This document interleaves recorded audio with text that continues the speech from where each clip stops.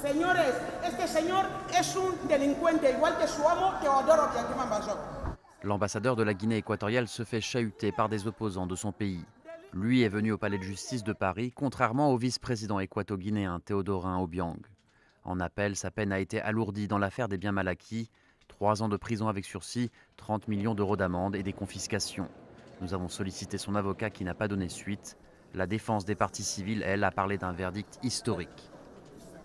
C'est une étape importante, c'est un signal fort et puissant adressé à ceux qui considèrent que la culture d'impunité est le moyen indispensable pour organiser et maintenir un système de prédation des ressources publiques en Afrique ou ailleurs.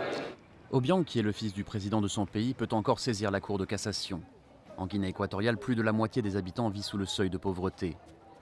Obiang était accusé d'avoir utilisé des fonds publics pour acheter notamment un hôtel particulier de 4000 m² sur la très chic avenue Foch à Paris.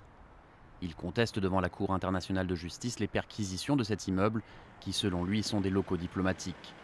Dans l'attente de l'issue de cette procédure, l'hôtel particulier ne peut être saisi. Depuis le début du procès, Théodorin Obiang, lui, continue de publier des photos de lui sur des yachts ou devant des voitures de luxe.